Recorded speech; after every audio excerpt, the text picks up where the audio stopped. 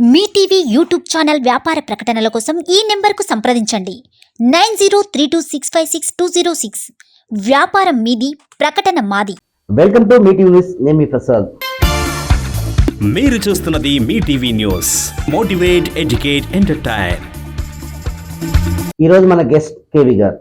BRS BSP పొత్తు ఖరారైంది. ఈ ఎంపీ ఎలక్షన్ల కోసం ఈ పొత్తు ఖరారైంది. దీన్ని ఎలా చూస్తామనే విషయాల్ని మరి కేవి గారు సీనియర్ ఎడిటర్ వారిని అడిగి తెలుసుకుందాం. సార్ నమస్కారం. సార్ నమస్తే ప్రసాద్ జీ. సార్, మనకు బీఎస్పీ బీఆర్ఎస్ పార్టీ ఒకప్పుడు భద్ర శత్రువులు, ఇప్పుడు ఎంపీ ఎలక్షన్లకు పొత్తు పెట్టుకున్నారు. దీన్ని ఎలా చూస్తాం సార్? ప్రసాద్ గారు, రాజకీయాలలో శాశ్వత మిత్రులు శాశ్వత శత్రువులు అంటూ ఎవరు ఉండరు.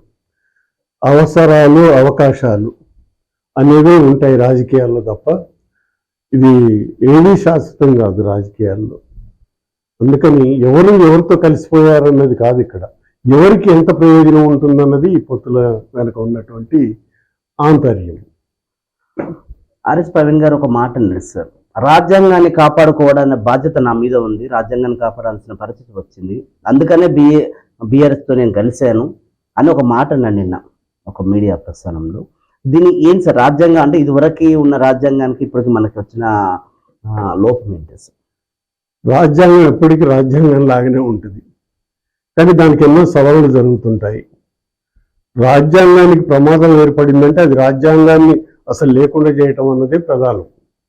ఆ కార్యక్రమం కొనసాగుతుందని ఇప్పుడు రాజకీయాల్లో ప్రధానమైనటువంటి చర్చ.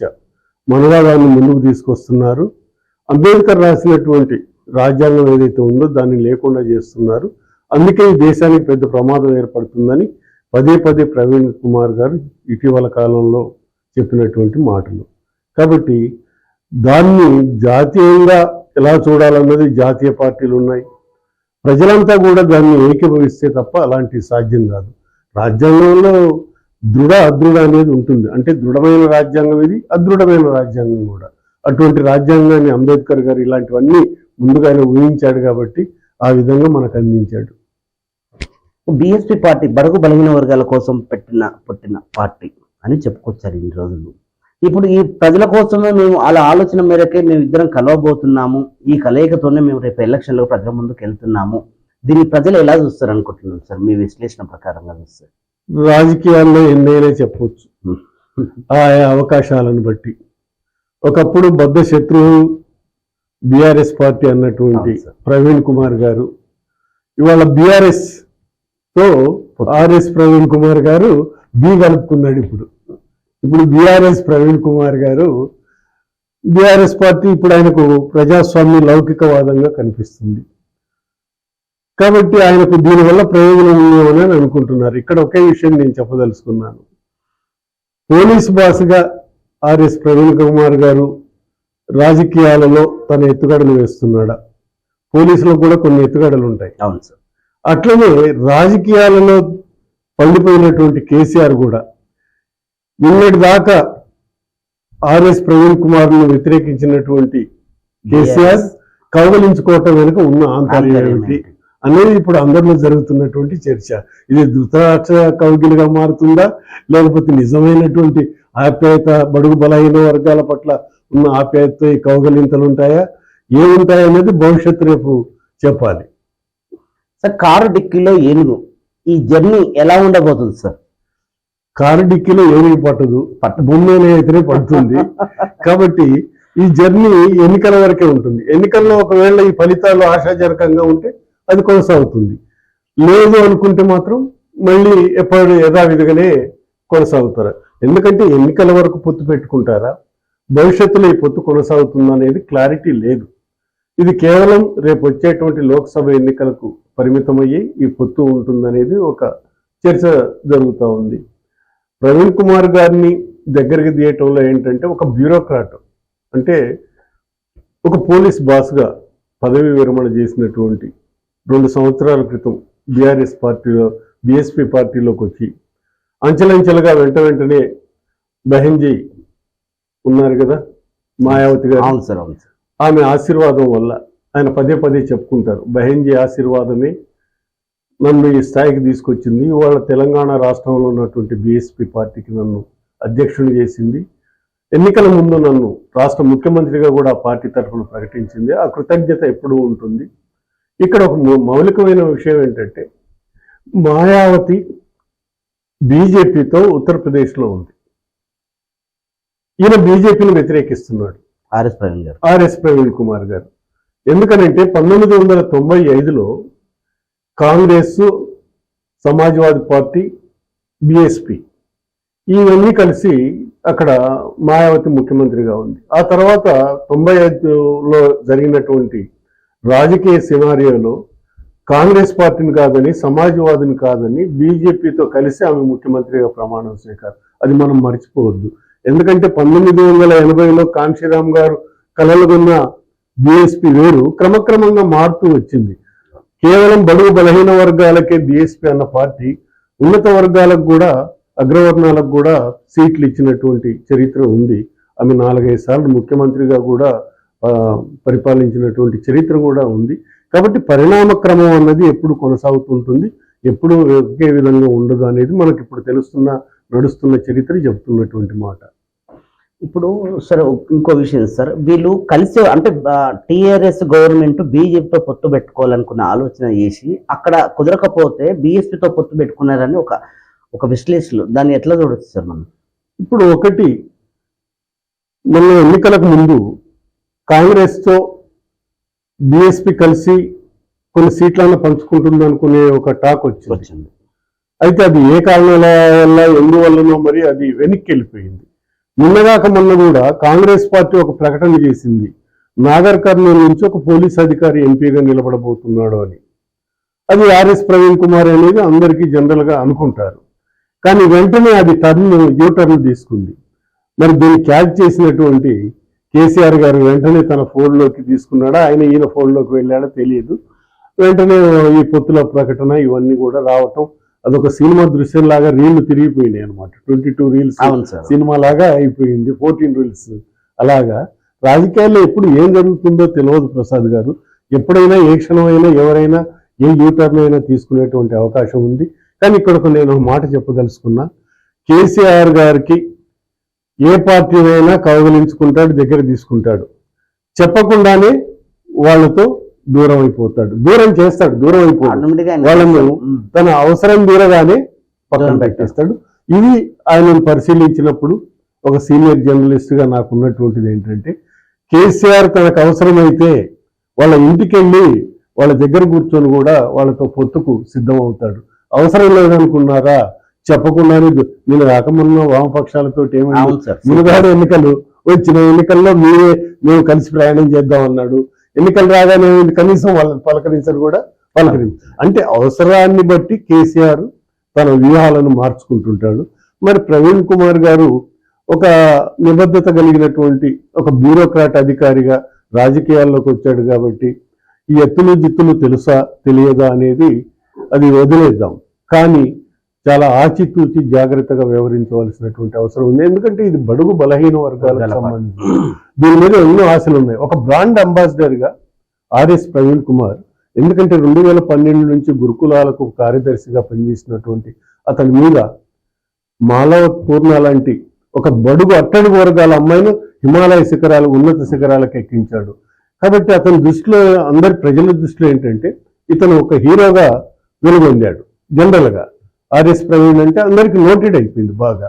ఆయన బిఎస్పీలోకి రాగానే, అంతకుముందు ఆయన రిజైన్ చేసినప్పుడు ఏమనుకున్నారంటే బీఆర్ఎస్ పార్టీలోకి వెళ్తాడేమో అనుకున్నారు. కానీ ఆయన కూడా యూటర్న్ తీసుకొని నాకున్నటువంటి ఇండివిజువాలిటీ ఉండాలి, నాకు ఒక ఆధిపత్యం ఉండాలి అని అనుకున్నాడు ఏమో.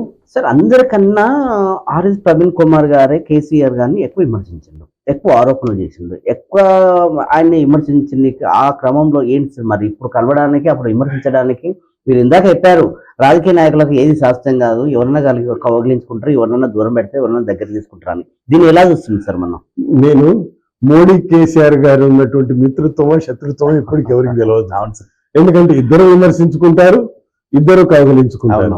ఢిల్లీ పోతే ఆయన కౌగిలించుకుంటాడు, ఆయన రాష్ట్రానికి వస్తే ప్రధానమంత్రి గారు ఈయన తీవ్రంగా విమర్శలు చేస్తూనే ఉంటారు. కానీ అది మిత్ర ప్రోటోకాల్ ప్రకారంగా ఆయన ప్రోగ్రామ్ ఈయన ఎప్పుడు అటెండ్ కాలేదు, ఈయన అటెండ్ కాడు. అది మిత్ర వైరుధ్యమా శత్రు వైరుధ్యమా? ఢిల్లీ వెళ్తే ఆయన నివాసానికి వెళ్ళేసి పుష్పగుచ్చం ఇచ్చేసి మళ్ళీ కలుస్తారు. ఇది అవకాశవాద మిత్రత్వమా, రాజకీయమా? అంటే ఎవరి అవసరాలు వాళ్ళని బట్టి వాళ్ళు వ్యవహరిస్తుంటారు. అట్లనే వాళ్ళు మీరు అన్నట్టుగా ఇది ఏ కోణంలోకి ఎటువైపు దారితీస్తుందనేది ఈ ఎన్నికల సరళిని బట్టి రేపు ప్రజలు ఇచ్చే తీర్పే అంతిమ తీర్పు. దేనికైనా సరే ఈ పొత్తును అంగీకరిస్తే ప్రజలు ఒక విధమైనటువంటి తీర్పిస్తారు, పొత్తును అంగీకరించకపోతే మరో తీర్పిస్తారు. ఎందుకంటే ఇక్కడ ఒక సందర్భం గుర్తు చేయదలుచుకున్నా. మొన్న ఎన్నికల్లో మొన్న జరిగినటువంటి ఎన్నికల్లో, శాసనసభ ఎన్నికల్లో సిర్పూర్ కాగజ్ నగర్ నుంచి ఆర్ఎస్ ప్రవీణ్ కుమార్ తప్పకుండా గెలుస్తాడనే టాక్ ఒకటి వచ్చింది. దాన్ని తీవ్రంగా అతన్ని ఓడించాలనేది బీఆర్ఎస్ పార్టీ పెట్టుకొని 45,000 ఓట్లకే పరిమితమైంది. ఆయన రాష్ట్ర వ్యాప్తంగా 100 సీట్లకు పైగా పోటీ చేసినటువంటి బీఎస్పీ పార్టీకి కనీసం డిపాజిట్లు రాని స్థానాలు అత్యధిక సంఖ్యలో ఉన్నాయి.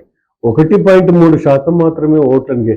అతనికి ఏంటి ఇప్పుడు బీఆర్ఎస్ పార్టీకి కావాల్సింది 1-2% ఓట్లతోటి ఇదంతా తారుమారైంది. కాబట్టి ఆ 1-2% ఓట్లకు ప్రాతినిధ్యం వహిస్తున్నటువంటి అత్యధిక శాతం అట్టడుగు వర్గాలకు ప్రాతినిధ్యం వహిస్తున్నటువంటి బీఎస్పీ పార్టీతో పొత్తు పెట్టుకుంటే తనకు ప్రయోజనం చేకూరుతుంది. కానీ దానివల్ల బీఎస్పీ పార్టీకి ఏ మేరకు లాభం చేకూరుతుంది, ప్రయోజనం చేకూరుతుందో ఇక్కడ కీలకమైనటువంటి అంశం. ఇది ఖచ్చితంగా బీఆర్ఎస్ పార్టీకి ప్రయోజనకరమే ఈ పొత్తు. కానీ అదే కోణంలో నుంచి మనం చూసినప్పుడు బీఎస్పీ పార్టీకి ఏ విధమైనటువంటి ప్రయోజనం చేకూరుతుంది? రేపు నాగర్ కర్నూలు నుంచి ఆర్ఎస్ ప్రవీణ్ కుమార్ గారిని నిలబెట్టి గెలిపిస్తే ఆ గెలిపే దానికి చేకూరుతుందా అనేది మనం ఇక్కడ చూడవలసినటువంటి అంశం. నేను ఒక మీడియా మిత్రులతో చర్చలో ఆయన ఒక మాట అన్నాడు, నేను ఏ రాజకీయ నాయకుడిని పర్సనల్గా ఎవరిని నేను వ్యక్తిగతంగా విమర్శించలేదు అంటే ఆయన ఈరోజు చెప్పకనే చెప్పుకున్నాడు అన్నమాట. అంటే ఈ రోజు ఇలాంటి పరిస్థితి వస్తుందని అందుకని విమర్శించలేదా? ఎవరు? ఆర్ఎస్ ప్రవీణ్ గారు అన్నారు మాట. ఆర్ఎస్ ప్రవీణ్ కుమార్ గారు బీఎస్పీ పార్టీ అధ్యక్షుడు అయిన తర్వాత తీవ్రమైన విమర్శలు చేసినటువంటి మొట్టమొదటి వాడు ఆర్ఎస్ ప్రవీణ్ కుమార్ గారు. కేసీఆర్ మీద కానీ కేటీఆర్ మీద కానీ టీఎస్పీఎస్సీ పత్రాలు లీకేజ్ అయినప్పుడు తూర్పార పట్టింది, ఎండగట్టింది మొత్తం ఆర్ఎస్ ప్రవీణ్ కుమార్ గారు. 30,000 ఎకరాలను బడుగు బలహీన వర్గాల భూముల్ని కబ్జా చేసింది కేసీఆర్ ప్రభుత్వం అని చెప్పి ధ్వజం ఎత్తింది ప్రవీణ్ కుమార్ గారు. అట్లనే ఎప్పటికైనా సరే నేను నీల్ జెండా ప్రగతి భవన్ మీద ఎగరేస్తానన్నది ఆర్ఎస్ ప్రవీణ్ కుమార్ గారు. నేను ఇది భూస్వామ్య దొరలపాలనను అంతం చేయకుండా, ఈ గడిలను బద్దలు చేయకుండా నేను నా జీవితంలో నేను నిద్రపోను అన్నది కూడా ప్రవీణ్ కుమార్ గారి. మరి అవన్నీ గుర్తు చేసుకుంటే మరి దానికి దీనికి మరి ఆకస్మికంగా ఎటువంటి మార్పు చూశాడు అంటే ఓటమి తర్వాత కేసీఆర్లో ఏమైనా మార్పు చూశాడేమో అని మాకు అనిపిస్తున్నది. అంటే గెలిచినప్పుడు అధికారంలో ఉన్నప్పుడు కేసీఆర్ ని చూశాడా, అధికారం కోల్పోయిన తర్వాత ఉన్న కేసీఆర్ ని చూసి ఈ పొత్తు కుదిరిందా అన్నదే ఇక్కడ మన ముందున్నటువంటి. అంటే కారులో ప్రయాణం ప్రమాదకరం అంటారా మీరు? అంటే ఒక్కోసారి బ్రేకులు కూడా ఫెయిల్ అవ్వచ్చు, అది చెప్పకుండానే జరుగుతుంటాయి. 8 ఉన్న ప్రయాణం సాఫీగా జరుగుతుంది, కారులో ప్రయాణం కొంచెం భయంకరంగా ఉంటుంది అంటారా? కారు ఎప్పుడైనా వేగంగా కావచ్చు, బ్రేక్ డౌన్ కావచ్చు, బ్రేకులు ఫెయిల్ కావచ్చు, నాకు చెప్పలేము. ఎందుకంటే ఇప్పుడు దాకా కారు బ్రేకులు ఫెయిల్ అయితేనే ఎవరు అనుకోలేదు. అయింది, షెడ్కి వెళ్ళిందంట. అది ఇప్పుడు షెడ్కి వెళ్తే రిపేర్ కోసం వెళ్ళిందని అంటున్నారు. మళ్ళీ అదంతా రిపేర్ అయితే మళ్ళీ అంతకంటే వేగంగా పోతుంది అని చెప్పి అంటున్నారు. అది ఎంత వేగంగా పోతుందో రేపు పార్లమెంట్ ఎన్నికలు కూడా దానికి నిదర్శనంగా ఉంటాయి. కాబట్టి పార్లమెంట్ ఎన్నికల్లో ఇప్పుడు మిగతా వాళ్ళు ఇక్కడ ఒక విషయం ప్రసాద్ గారు, మిగతా అన్ని పార్టీలతోటి కూడా బీఆర్ఎస్ పార్టీ పొత్తులు అయిపోయింది గత 10 ఏళ్లలో. అన్ని పార్టీలతోటి కూడా పొత్తు పెట్టుకున్నారు. కాంగ్రెస్ అన్ని టీడీపీ తోటి కూటమి వచ్చింది కదా, అన్ని పార్టీలు అయిపోయినాయి, ఇంకే పార్టీ లేదు. ఇప్పుడు ఎవరు దగ్గర రావటం లేదని అనిపిస్తుంది. ఇప్పుడు కొత్త పార్టీ బీఎస్పీ పార్టీ మిగిలింది కాబట్టి వాళ్ళతో కూడా పొత్తు పెట్టుకుంటే దీని ఫలితాలు ఏ విధంగా ఉంటాయో చూడాలనే అందరిలో ఉన్న ఈ విషయంలో గొప్పది సార్. ఈ విషయంలో మనం కొంచెం వాళ్ళు అప్రిషియేట్ చేయాలి, గౌరవించాలి కూడా ఈ విషయానికి వస్తారు. సార్ ఫైనల్ గా ఈ బడుగు బలహీన వర్గాల సామాన్య ప్రజలు బీఎస్పీ పార్టీని నమ్ముకున్నారు. అంటే మాకంటూ ఒక గొంతు ఉంది, మా ఆలోచనలన్నీ తీసుకెళ్లి ఒక మనిషి ఉన్నాడు అని ఆర్ఎస్ ప్రవీణ్ మీద కొంచెం నమ్మకం పెట్టుకున్నారు. ఆ నమ్మకం నిలబెట్టుకుంటారా? ఎట్లా చూడొచ్చు సార్ మనం? ఒకటి, బీఎస్పీ పార్టీ పుట్టిందే బడుగు బలహీన వర్గాల కోసం. పూలే ఆశయాలను ఆర్ఎస్ ప్రవీణ్ కుమార్ మాటల్లోనే అవును సార్. సర్దార్ సర్వాయి పాపన్న లక్ష్యాలను, చాకలి ఐలమ్మ, చిట్యాల ఐలమ్మ యొక్క వీరోచిత తెలంగాణ పోరాట వారసత్వాన్ని వీటన్నిటిని జ్ఞాపకం చేస్తూ బడుగు బలహీన వర్గాల కోసమే దొరల మీద, గడీల మీద, ఇప్పుడున్నటువంటి నూతన ఇటువంటి భూస్వామ్య దొరల మీద కూడా మేము యుద్ధం చేస్తామని ప్రకటించిన తర్వాత ఇప్పుడు ఆ యుద్ధం ఏ విధంగా చేస్తాడన్నదే చూడాలి. ఇప్పుడు వాళ్ళతో పొత్తు పెట్టుకుని ఏ విధమైనటువంటి యుద్ధం చేస్తాడు, ఇప్పుడు కాంగ్రెస్ మీద యుద్ధం చేస్తాడు. ఇక్కడ ఇంకో చిన్న పాయింట్ సార్ యాడ్ చేస్తున్నాం. నేను ఎవరి మీద యుద్ధం చేస్తానని ముందే ఆయన ప్రకటించి అదే పార్టీతో మీరు కలిసారు కదా, ఇంకెవరి మీద యుద్ధం చేయగలుగుతాడు ఆయన? అప్పుడు అంటే అధికారం ఉంది, యుద్ధం చేసిన. ఇప్పుడు అధికారం లేదు, ఇద్దరు ఒకటే కదా ఇప్పుడు. కాబట్టి మీకు లేదు, నాకు లేదు, మనం కలిసి ఎవరి మీద యుద్ధం చేస్తాం? అధికారంలో ఉన్న మీద యుద్ధం చేయాలి. కాబట్టి ఈ యుద్ధానికి కొంతైనా ఇప్పుడు ఎవరో ఒకరి సాయం అంటూ ఉండాలి కదా. ఇప్పుడు అందరినీ తృణీకరించడం కాదు. ఇండియా కూటమి ఎందుకు ఇప్పుడు ఇవాళ చిన్న పార్టీలను, చితక పార్టీలను కూడా దగ్గర తీసుకుంటున్నాయి. ఎందుకంటే రేపు పొద్దున 1-2 సీట్లైనా వస్తే కొంత బలం చేకూరుతుందని. ఇవాళ ఇక్కడ జరుగుతున్నది కూడా ఈ పార్లమెంట్ ఎన్నికల్లో, ఆయన అసెంబ్లీ ఎన్నికల్లో మీరు చూడవలసింది ఏంటంటే, మనం అందరం కూడా గమనించవలసింది ఏంటంటే, ఏ పార్టీతో పొత్తు అవసరం లేదు, మీతోటి మేము పొత్తు పెట్టుకుంటామనుకున్నటువంటి పార్టీలు కూడా బేఖతరు చేసి ఏ పార్టీతో మాకు అవసరం లేదని ఏకపక్షంగా ఆయన డిక్లేర్ చేశాడు, నిర్ణయం చేసేసుకున్నారు సీట్లను. చేసిన తర్వాత ఏముంటుంది, ఇవాళ ఈ అవసరం ఎందుకు వచ్చిందో ఆ బీఆర్ఎస్ పార్టీయే చూడాలి. ఎందుకంటే ఇప్పటికిప్పుడే ఒక 2 నెలల్లోనే ఇంత తేడా ఎందుకు వచ్చింది? ఒకప్పుడు తనకి ఏ పార్టీతో అవసరం లేదనుకున్నటువంటి బీఆర్ఎస్ పార్టీ ఇవాళ బీఎస్పీతో పొత్తు పెట్టుకోవాల్సినటువంటి అవసరం, దీని వెనుక ఉన్నటువంటి రాజకీయ ఆంతర్యం. ఎందుకంటే రాజకీయాల్లో ఎత్తుగడలు వేయటంలో కేసీఆర్ దిట్ట, అందులో సందేహం లేదు. ఆయన ఓడిపోని గెలవని ఏదన్నా కానీ ఎప్పటికప్పుడు ఎత్తుగడలు మారుస్తుంటాడు, ఎత్తులు వేస్తుంటాడు, ప్రజల యొక్క నాడిని గమనించిన వాడు. కానీ ఎంత తెలివిగలవాడైనా ఒక్కోసారి బోల్తా పడతానే ఉంటాడు. కాబట్టి ఇవన్నీ కూడా రాజకీయాల్లో సర్వసాధారణం. ఎందుకంటే ఇందిరాగాంధీ ఓడిపోయింది ఒకప్పుడు రాజకీయాల్లో, మాయావతి వాళ్ళ ఒకప్పుడు 212 సీట్ల పైగా వచ్చిన ఉత్తరప్రదేశ్ అతిపెద్ద రాష్ట్రాన్ని ముఖ్యమంత్రిగా పరిపాలించిన మాయావతి వాళ్ళ పార్టీ జాతీయ స్థాయిలో ఉంది. కానీ ఇటువంటి పెద్ద ఉనికిలో లేకుండా కానీ ఇక్కడ మన ఆంధ్రప్రదేశ్, తెలంగాణ, ఉమ్మడి ఆంధ్రప్రదేశ్లో కానీ మనం చూసినప్పుడు బీఎస్పీ పార్టీ అప్పటి నుంచి కూడా పోటీ చేస్తుంది.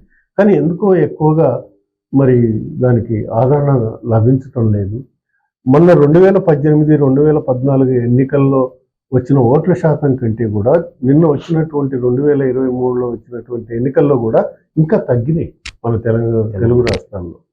2 ఉమ్మడి రాష్ట్రాల్లో కానీ ఇవాళ తెలంగాణ కానీ దాని యొక్క ఓట్ల పర్సెంటేజ్ అన్నది తగ్గింది. ఇది చూడాలి.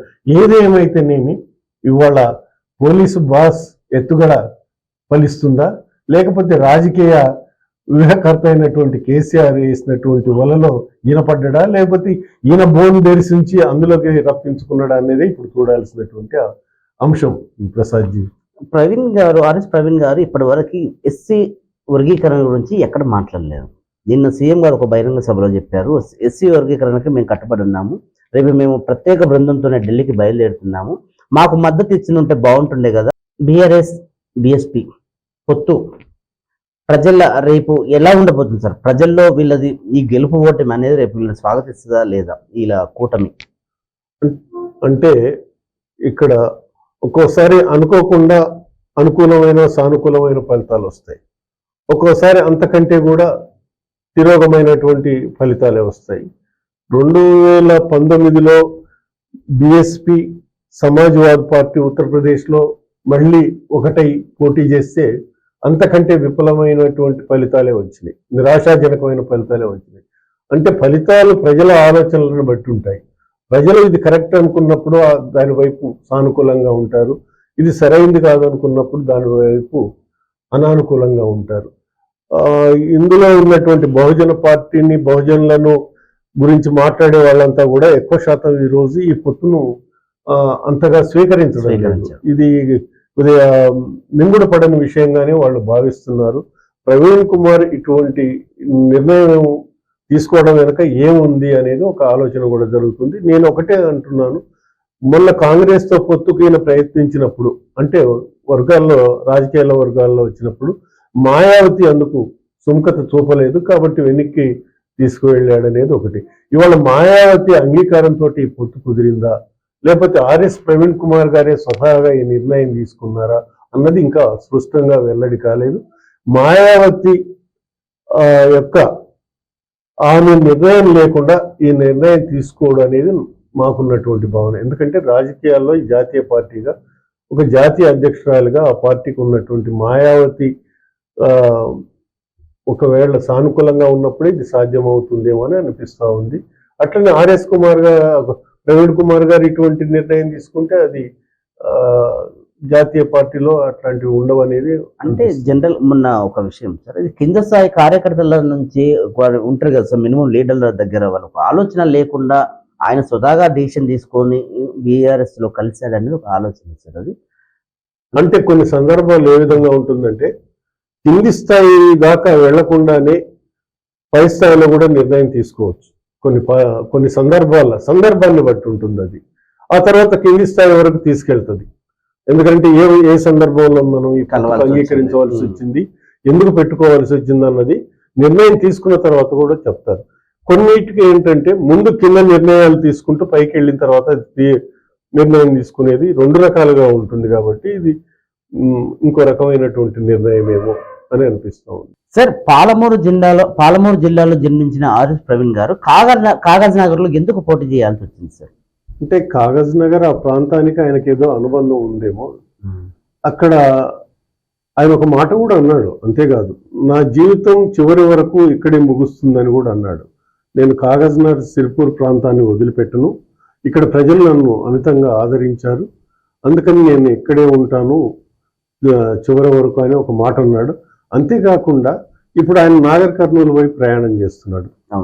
కాబట్టి మొన్నటి వరకు ఆ ప్రాంతంలో పోటీ చేయాల్సిన ప్రవీణ్ కుమార్ గారు మళ్ళీ తను ఎక్కడైతే పుట్టిన గడ్డ ఉందో అలంపురం మహబూబ్నగర్ జిల్లాలో ఉన్నటువంటి నాగర్ కర్నూలు జిల్లాకే వచ్చి మళ్ళీ ఇక్కడ నుంచి ఎంపీగా ప్రాతినిధ్యం వహించడానికి అడుగులు వేస్తున్నాడు. కాబట్టి ఎప్పుడు ఏది సుస్థిరం కాదు, స్థిరం కాదు. కాబట్టి మన వేమన గారు అంటారు, భూమి నాది అన్న భూమి పక్కన నవ్వు అని. కాబట్టి ఏది ఎక్కడ శాశ్వతమో మనకు తెలియదు. ఆ రాజకీయ అడుగులు ఎట్నుంచి ఎటువైపు పెడతాయో కూడా తెలియదు. కాబట్టి మన పాలమూరు బిడ్డ నాగర్ కర్నూలులో పోటీ చేస్తున్నందుకు మనం సంతోషించాల్సిందే. సార్, ఇంకో నెక్స్ట్ క్వశ్చన్ ఏంటంటే, నిన్న పాలమూరు బహిరంగ సభలో సీఎం రేవంత్ రెడ్డి గారు ఎస్సీ వర్గీకరణకి మేము కట్టుబడి ఉన్నాము, ఒక ప్రత్యేక బృందాన్ని ఢిల్లీకి పంపించేసి ఎస్సీ వర్గీకరణని మనం అమలు చేసే ప్రయత్నం చేస్తున్నాము, ఎస్సీ వర్గీకరణకి వ్యతిరేకించిన బీఆర్ఎస్ పార్టీతో ఆర్ఎస్ ప్రవీణ్ గారు కలవడం ఏంది అనేది ఒక ప్రస్తావన తీసుకొచ్చారు ఆయన సభలో. అయితే ఇక్కడ ఒక రాజకీయంగా ఆర్ఎస్ ప్రవీణ్ కుమార్ గారిని కాంగ్రెస్ కౌగలించుకోవాలనుకుంది. కాంగ్రెస్ ఇద్దరు అంటే బీఎస్పీలోకి ఆయన బీఆర్ఎస్ లోకి వెళ్ళాడు, కాంగ్రెస్ తోటి ఏమైనా ఉంటే సఖ్యత ఉంటుంది అనుకున్నారు. కాబట్టి అది అటువంటిది జరగలేదు. కాబట్టి వాళ్ళ రాజకీయ విమర్శలైన సహజం. ఆ రాజకీయ విమర్శల్లో ఒక భాగమే ఇది కూడా. కుల గణన కూడా ఇప్పుడు రేవంత్ రెడ్డి గారు ముఖ్యమంత్రి అయిన తర్వాత ఎప్పుడు చాలా కాలం నుంచి కుల గణన అనేది ఒకటి అవసరం ఉన్నదనేది రాజకీయాల్లో మేధావుల్లో జరుగుతున్నటువంటి చర్చ. దాన్ని కూడా ఇవాళ ఈ రాష్ట్రంలో కులగణన జరిపిస్తానని కూడా రేవంత్ రెడ్డి గారు అంటున్నారు. చాలా హర్షించదగ్గ విషయం, స్వాగతించవలసిన విషయం. కులగణన జరగాలి, వర్గీకరణ కూడా ఎన్నో ఏళ్ల నుంచి కూడా పోరాటం జరుగుతుంది. ఆ పోరాటం ఇప్పటికైనా అంతిమంగా, ఎందుకంటే మన ప్రధాని మోడీ గారు ఒక మాట ఇచ్చారు వర్గీకరణ కోసమని, దాని మీద ఒక కమిటీ కూడా వేశారు. కమిటీ వేయటంతో సరిపోదు. ఇవాళ మహిళా బిల్లు వచ్చింది, అంతర్జాతీయ మహిళా దినోత్సవం వస్తున్న సందర్భంగా దీన్ని కూడా గుర్తు చేయాలనుకున్నాను. అది ఎంతకాలం అయింది, ఎన్ని సంవత్సరాలు అయింది? 2024 ఎన్నికల్లో వాళ్ళకు 33% ఇచ్చారు, కానీ 2029కి పెట్టారు. అంటే చేయటం వేరు, చెప్పటం వేరు. కాబట్టి ఇప్పటికైనా మహిళా రిజర్వేషన్ బిల్ ఈ సందర్భంగా సాధించుకున్నందుకు చాలా మనం గర్వపడాలి. ఎందుకంటే ఎంతో కాలం నుంచి పోరాటం కొనసాగుతుంది. అదేవిధంగా ఈ వర్గీకరణ పోరాటం కూడా ఇది అంతటితో కమిటీలతో సరిపెట్టకుండా దాన్ని సరైనటువంటి క్లారిటీతో ముగిస్తే మంచిగా ఉంటుందని అందరం భావిస్తున్నాం. ఓకే అండి, థ్యాంక్ యూ అండి. మరిన్ని విషయాలు తెలుసుకుందాం, వచ్చే వారం మళ్ళీ కలుద్దాం. చూస్తూనే ఉండండి మీటీ న్యూస్. మరో గెస్ట్ మరో వారం మీ ముందుకు వస్తుంది. అన్ని రకాల సమస్యలని మొత్తం అందరికీ తెలియజేస్తూ ప్రజల్లో ఒక అవేర్నెస్ తీసుకురావాలి. అన్ని రకాల మీ టీవీ అనేది అందరి టీవీ లాగా ఉండాలి. మీరు చూస్తున్నది Mee TV news. Motivate, educate, entertain.